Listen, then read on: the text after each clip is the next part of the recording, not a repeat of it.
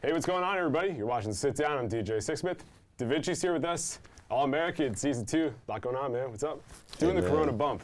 That's where we're at right yeah, now. right. Oh, I think it's the foot. The foot, right? I did an elbow yesterday for one interview. I'm just happy you're here. Like, you flew in from LAX this morning. That must have been a trip, right? Yeah, I had to get some counseling to up me, to encourage me to come in because I didn't want to come. I was like, You weren't this feeling Corona is serious. So I called my cousin. I called Jesse. I called my other cousin. I'm calling everyone. They're just like, nah, it's not a real thing. You know how they are, the people, the public, da da da. And even Jeff was just like, well, Jeff is over 6, so so I thought, this was a serious deal, but I came. So you got to the airport this morning. It was just completely dead. Yeah, it was dead. It was like an apocalypse. I felt like I was an I Am Legend. Wow. Yeah, And the flight too? Not really a lot of people? Yeah, the flight was dead. Honestly, it was the best flight I've ever been on.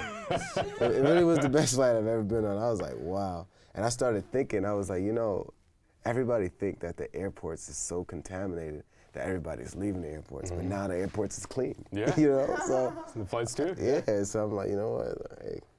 You're in a good spot. Yeah, well, I'm glad you're here. I'm glad this show is going on. So what's been like doing this show and building this thing out? Honestly, this show's been like a great process. It's been like when I got casted for it, I felt like it was family, I was familiar with like a few of the cast members already off the, this show.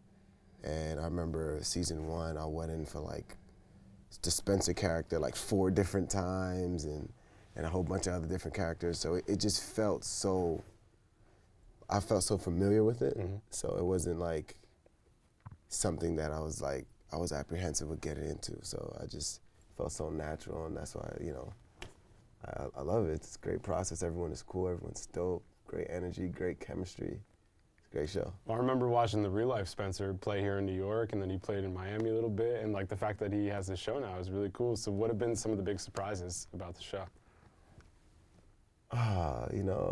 Well, now that every episode aired, I didn't want to ruin it for the Netflix folks, but I can't. I think one of the biggest was the murder of Sean. Not Sean, I'm sorry. I can't think of his name. The guy who looked like Tyrone. Okay, Yeah, Tyrone. I did not expect them to have like the murderer be Sean's mother. So I was like, that was a nice little twist that they had to it, because I thought they was gonna have it be, one of the characters, one of us, So I thought that was like a really good twist that they added with that. Definitely. I think it's interesting how people have engaged with the show because they've obviously watched it on the CW, but the Netflix thing has definitely been big for you guys. So what's it been like kind of feeling it out and people finding your show in all these different places?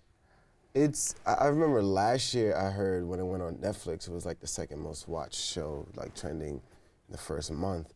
So this year, season 2 obviously don't go on Netflix first, it's on TV.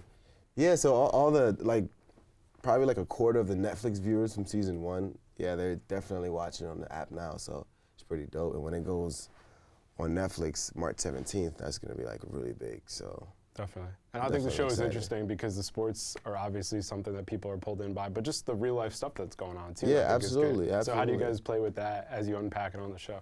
Yeah, I think the way they target and touch on like serious topics is actually like really dope. And we're like coming into season 3, they're talking about gentrification, and how they're like, well, I could speculate all I want about season 3 because it's not out, but like just basically how they're like kicking all the athletics out and like all the kids from the hood out and basically trying to convert it into a magnet school to where it's just like only focusing on academics.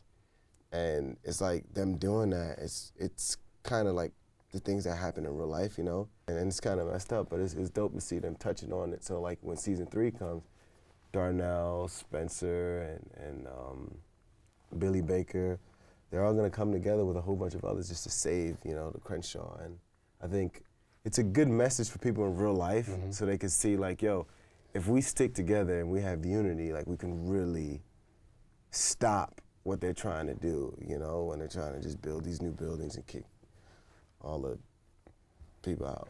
Yeah, I mean, it's really BS when you think about it, because based on socioeconomic situations, you were forced to live in a certain neighborhood, and then people are coming into that neighborhood and kicking you out because the prices are going up. And like, that's the constant push-pull with gentrification, is like, yeah, it's cool that new business is coming in, but like, it's also ruining the community and the authenticity of these places like LA or Brooklyn or Harlem or all these places around the country.